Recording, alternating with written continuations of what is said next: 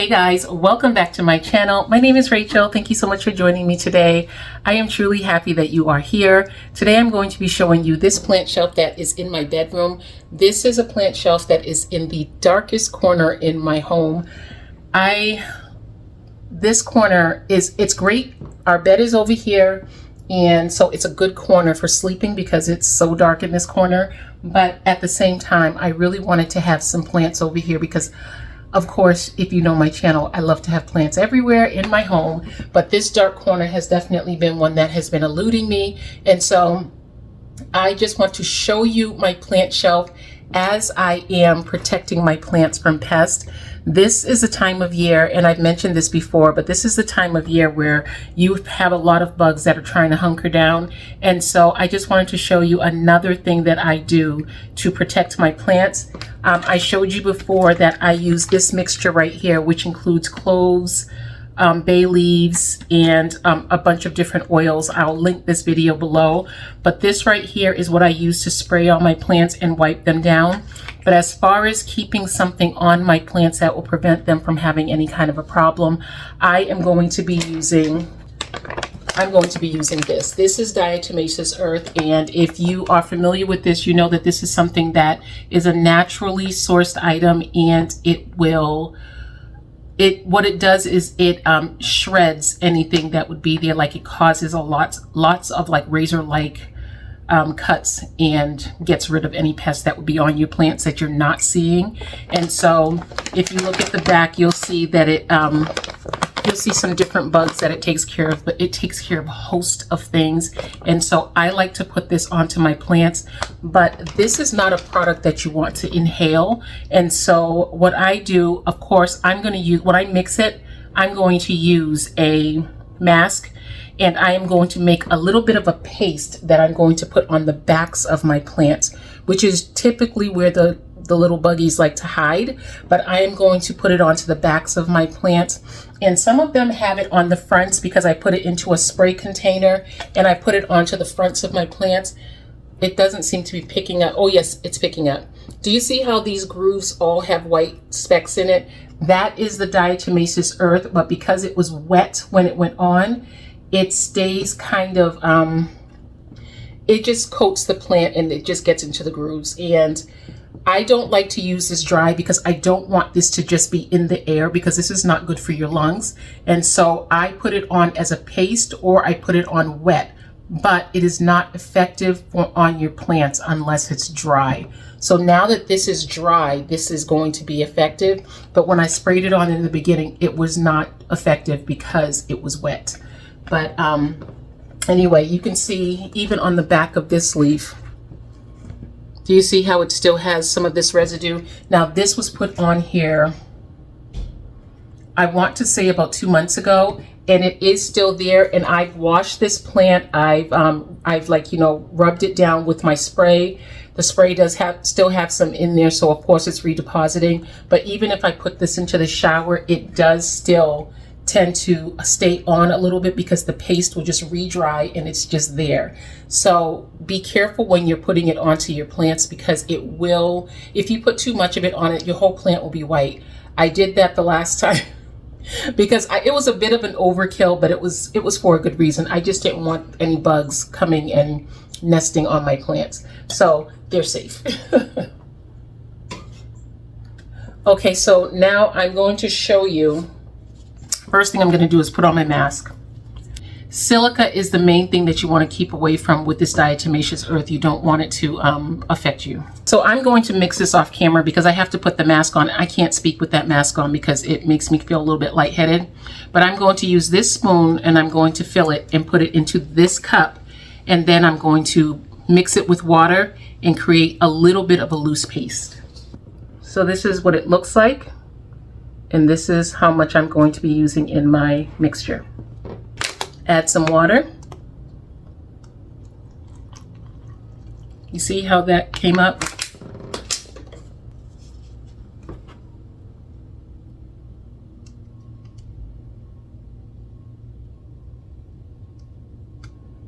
So this is how much of the product I have. Now that it's all mixed in, I can just go in. It's not going to be smoldering anymore. I'm going to take this makeup brush. I like to use a nice dense makeup brush. And of course you can use any kind of brush. This is just what I have because this is what I use. But I don't use this on my face. This was something that came free with something that I purchased. And so I wanted to use this. Okay, why do I see? Okay, so you see how it is so thin?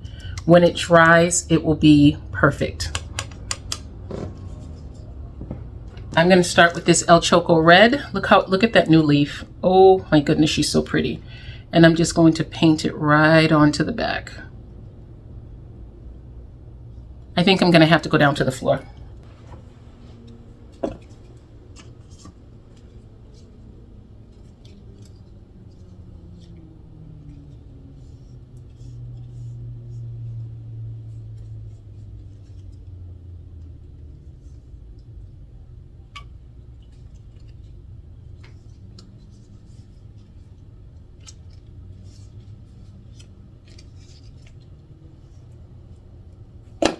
This is a bit of a messy process, but it is so worth it to get your plants protected.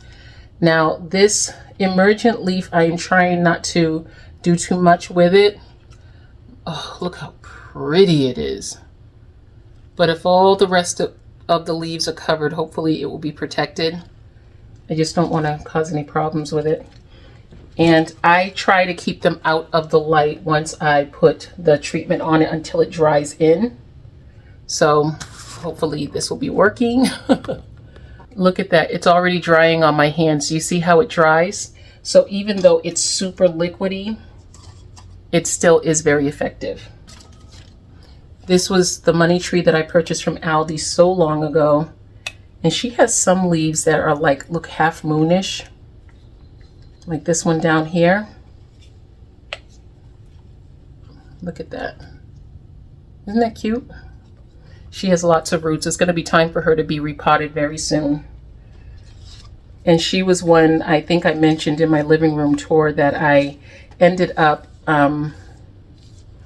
just putting her into rocks when I cut her, and she just took off. I mean, she's doing an amazing job with that growth stuff. Okay, this is my Rhaphidophora decursiva. Now this one right here I cut recently. The main plant is outside in my greenhouse, and I just wanted to separate it a little bit because I wanted to have one in here, because for the most part these plants in here, they are not new plants for the most part. I have a couple of them that are newer plants, but for the most part these are all plants that I have had. Like this right here was a corm that I grew out, and this one definitely gets a nice coating because this plant is definitely a magnet to things. Maybe because the leaves are so thin, it's easy for pests to eat them, and so this right here is a magnet. Now this leaf right here just opened, and I'm noticing whereas the leaf is bigger than the original, the leaf that was on it, this just opened, as in like maybe yesterday. But it is very, very sizable. Is that something on my plant? Oh, I just put, no, it's not. It's very sizable, but the petiole is a lot shorter because it's under this light. And then this is one of my Home Depot finds. Look how pretty, look how cute that is. And I'm just going to randomly dust this one. And then afterward, I'm going to have to just turn the lights off in here.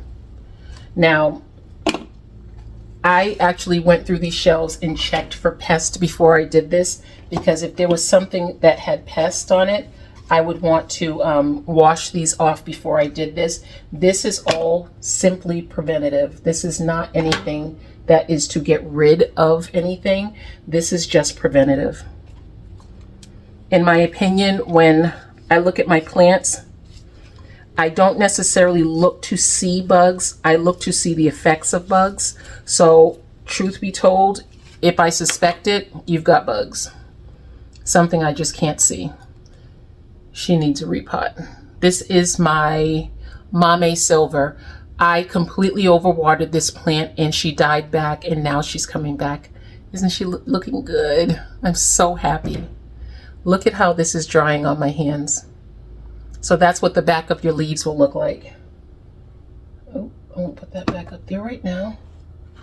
Then this is the top cut to my Monstera albo, and I can only, this was in my plant cabinet when it fell, and because I had that big crash, I just wanted to have a little insurance as far as not having this thing destroyed. And so I took a top cut, and look at the roots. It is taking off in here, and she is just in perlite and aqua stones.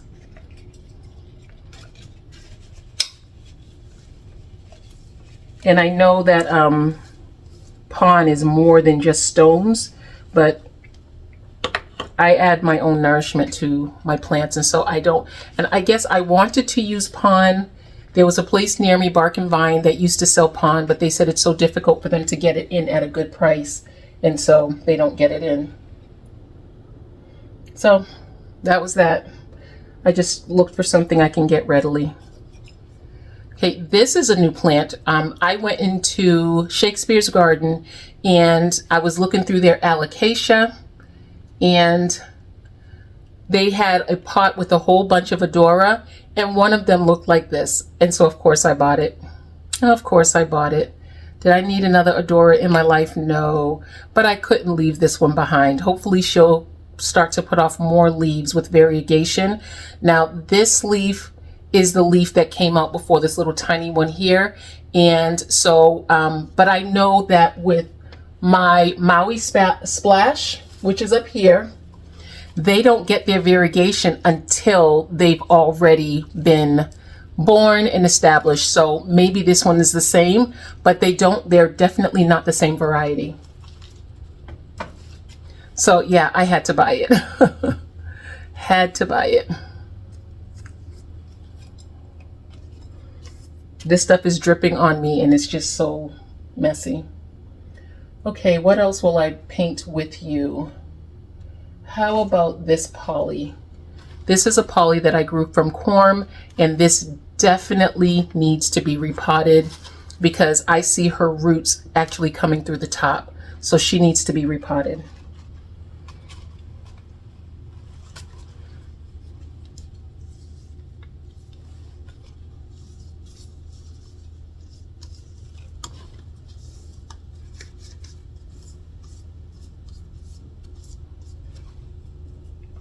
Okay, so what I'm going to do is I'm going to finish. I'm going to go next to my Watsoniana, and I am going to give her a little bath, and I'm going to do all of the plants here, and then I'm just going to give you a rough run through of what I have on my plant shelf, okay?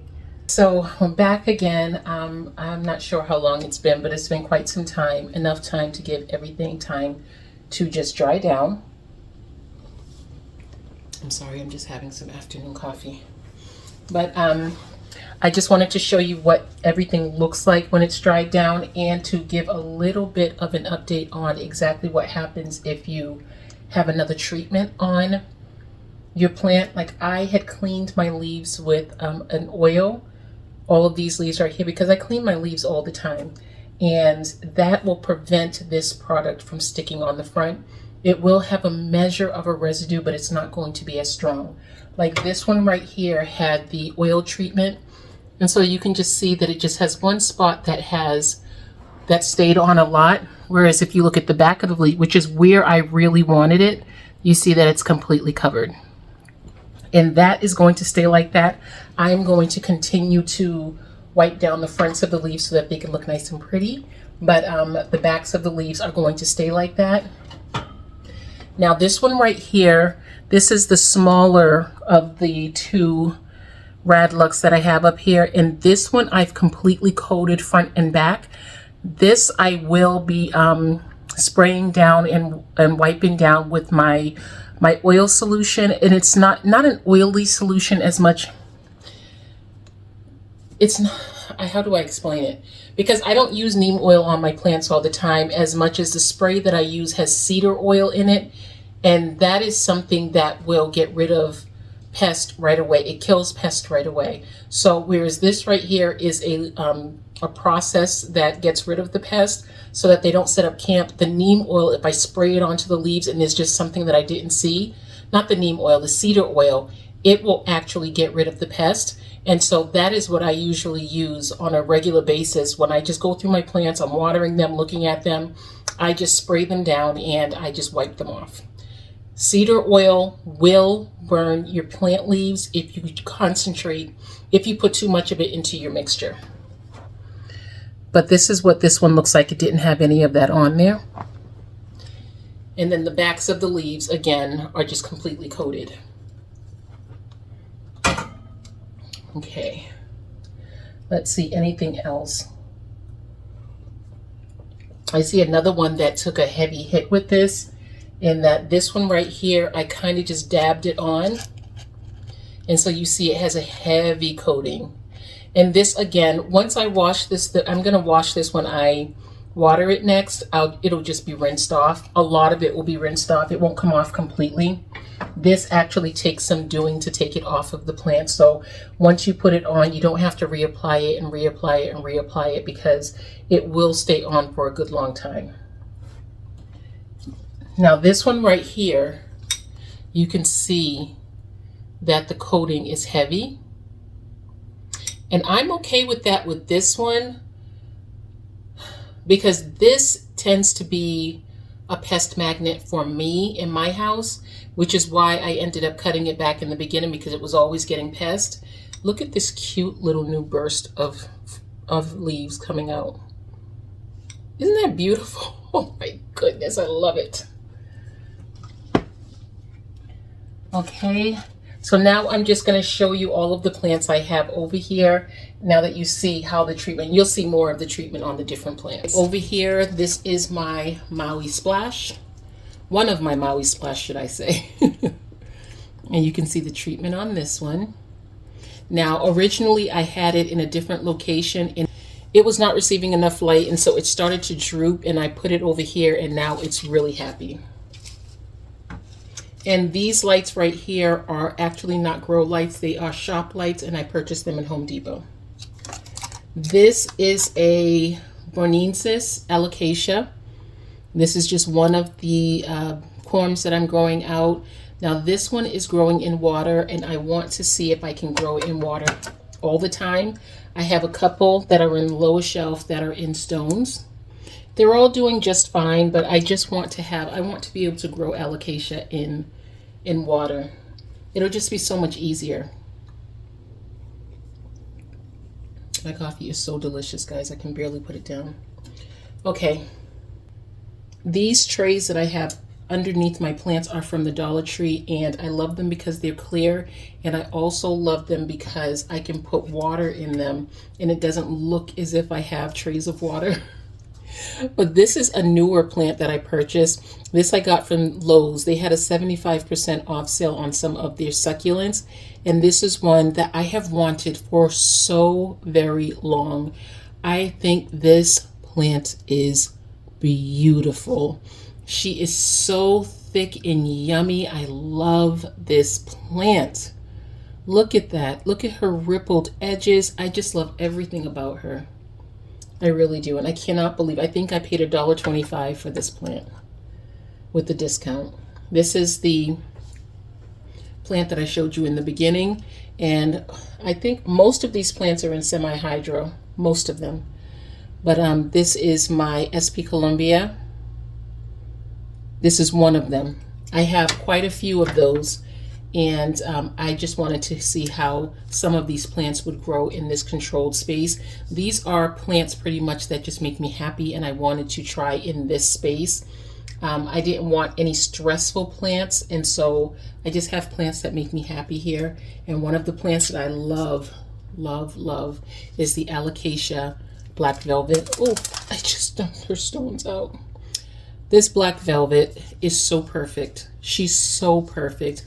I purchased this on sale, and she has, now this right here I have to wipe off because I will think that's a mealybug at a later date, and that would, Anyway, this plant right here, it just makes me happy. I love black velvets, and this was a sale plant that I purchased and brought home, and she has not taken a step back at all.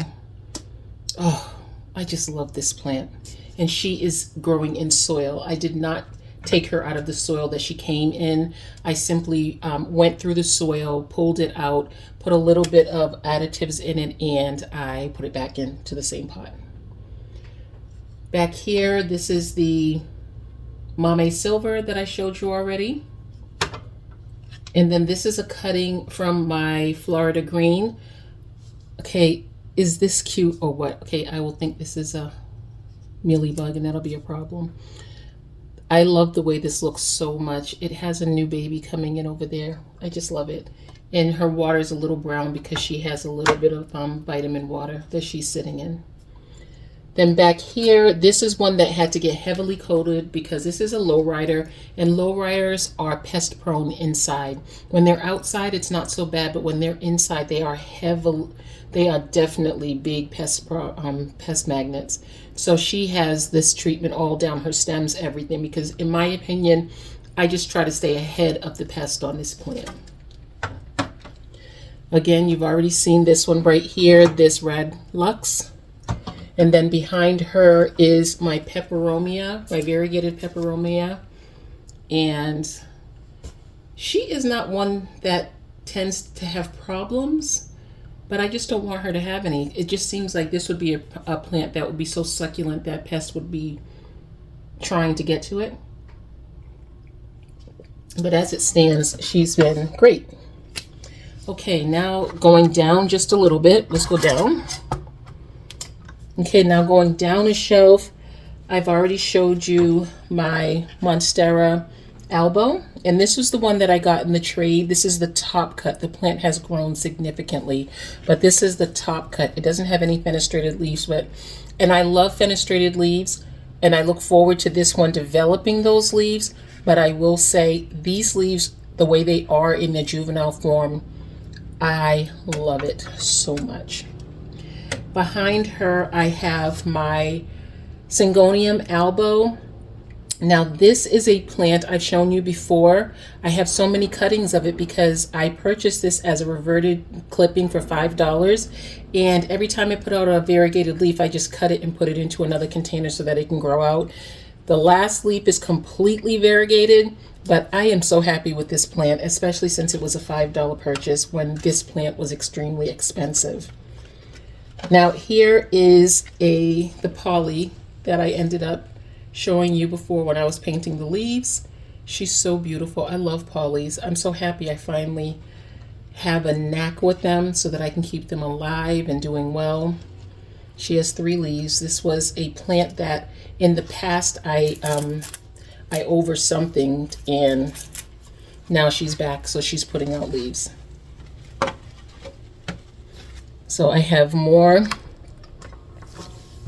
Bonensis down here, right in these cups. And I killed the mommy plant because I overwatered it. So I was so happy that I had a bunch of corms inside of the plant. As soon as I got her, I potted up the corms.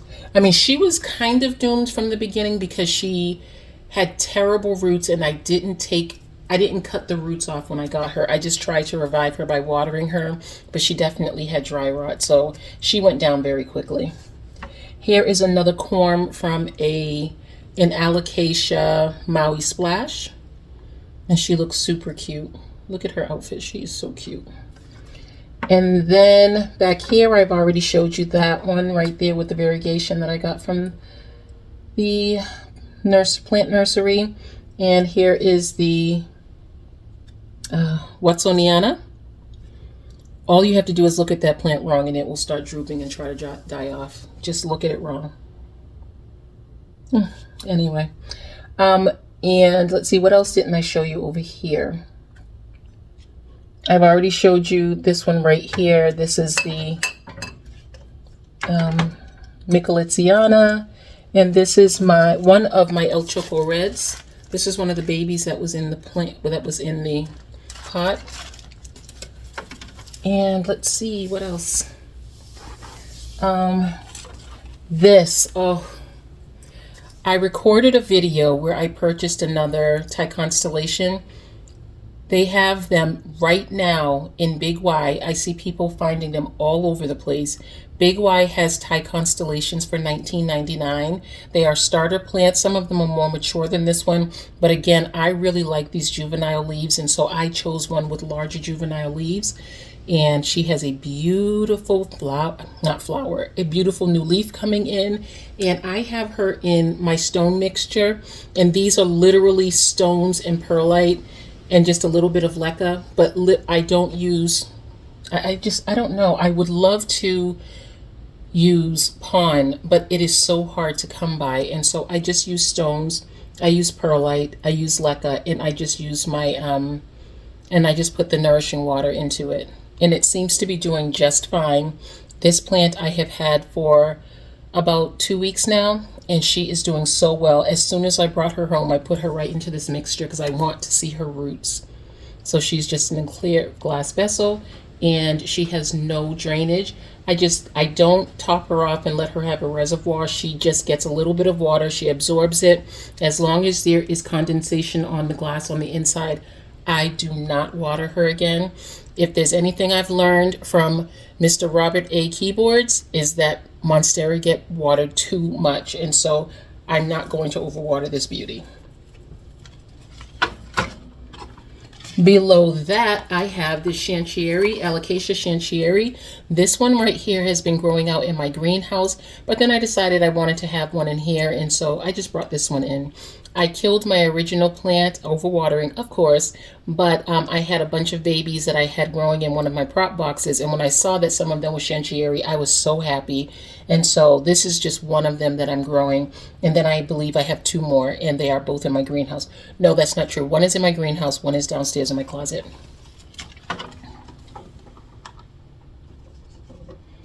Now, this is a plant that I just purchased, and I took a cutting of it. This is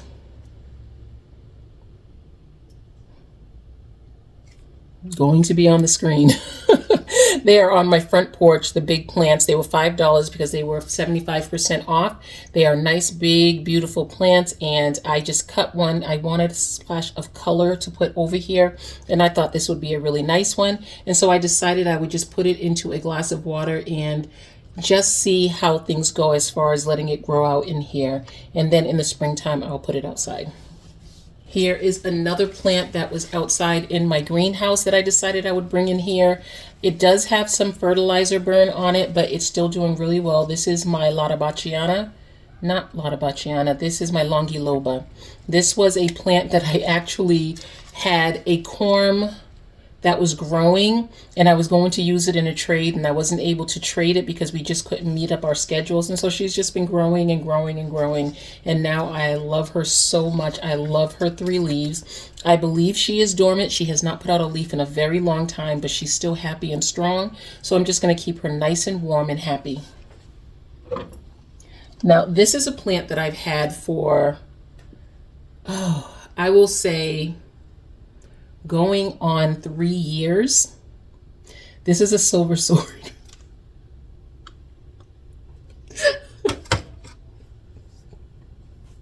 I need a sip of coffee.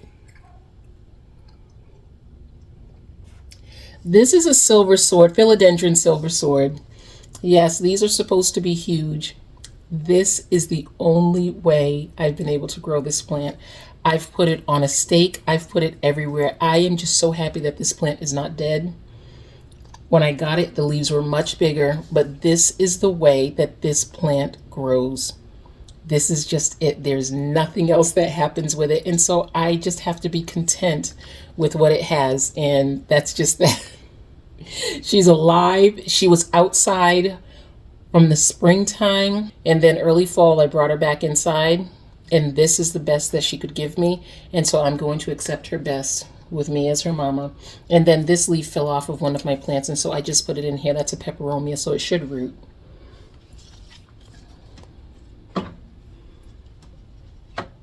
Okay, and then I have this beautiful propagation of my Snow Queen. And I don't know why. I think I may have been watching Yvette Boone's channel. And I just cut this plant and put it in here to watch these roots, and I have not been disappointed. Oh, this is so pretty. Oh. And again, all of these plants are sitting on beds of water. Okay, now here is another peperomia I have over here, and she is beautiful. Look at this. Now she is another one that I wiped down with the oil, so not all of her leaves kept the treatment on it because it's been wiped down with oil. But she has, I'm looking at inside this plant, there are so many new leaves developing on the ends of these stalks. And I have this in here still, although she's already past her quarantine time. But when a plant comes into my collection, I separate it in a plastic bag, but then I also keep this in it, just whatever tag came in it, so I remember that it's a newer plant that I need to watch. But yeah, she's doing really well. And one that's not doing as well, but she's still alive, is this propagation I took of this Monstera adansonii. She's just looking kind of rough, but hopefully now that she's over here, she'll be doing better. And the last one that I have is this beautiful propagation of this Scindapsus exotica. This was in the window downstairs, and I ended up taking it out of there and putting it over here. It looks like it's getting a little bit too much light because I see some yellowing, but it's not a yellowing from something being wrong as much as it's just getting too much light. So I may have to put this back into the window downstairs. Okay, so this was my mother plant from my Rad Lux that used to be huge, and I was telling Mona about this, but I had some water solution that I made to clean my floor.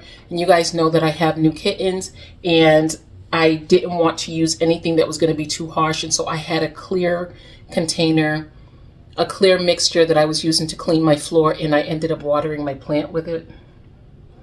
Anyway, this is the top portion. I couldn't risk, it had rotted out the roots completely. I cut off all of the roots and I saved the top 2 leaves, and so she's doing fine. I don't see that she has roots coming in yet, but actually she does have roots because she's got some pull. I can't just pull her out of this, which means that she does have some roots in there. Now she is in perlite and she's doing so well. I am so happy I was able to save this plant. I do have a lot of babies from her because she pupped out so much. I think there were 6 plants that I took off of her from around her base, but this is fine. I'm happy I was able to save this, and that was maybe about 3 months ago. No, it hasn't been that long. It was shortly after I got my kittens that I ended up rotting out her roots. But anyway, she's doing fine. She kept her top 2 leaves, and so she's fine. She lives downstairs in my closet, though. She doesn't live up here. I just wanted to show you the way the treatment looks on it after a period of time. And then over here, I have this dragon tree propagation in this container that I bought my last anthurium in. It came in this. I didn't really want to keep anything in this because this thing is so difficult. It's just, to me, it's the way it's round and slick, I feel like I'm always going to drop it. But I thought this looked really, really beautiful in it. And since one of my kittens jumped onto a shelf and knocked something over that hit this, it knocked it off. And so I just put it in here so that it can root out. But I will more than likely be leaving this in this pot because this plant needs the least amount of attention you give this plant, the more happy it is. So that's it. That's the entire shelf. And I love this space so much. Now, these again are all, for the most part, all plants that I already had or that I just took propagations from other plants and put it over here. This is a very, very happy space for me, and I do love it. It is, it's not too crowded to me. It has a little bit more on it than I expected to put on here. I just expected to have a few plants on here, but so far I'm okay with it, what's happening with it right now. I think the only other thing I would like to do is to change out these 2 pots to something clear, just so that everything is just clear in this corner, because again, this is such a dark corner in my home. This is the darkest corner of my home, and so having these plants here with these lights has made a big difference. And then over here to the right, you'll see that I have a mirror right here, because that just makes the light kind of bounce off and reflect a little bit better. And so I really do like that. Oh, it makes me happy. Thank you for joining me, guys. I hope you have a wonderful day, and I hope you go and have a nice time with your humans, furs, and leafy babies. Bye, guys.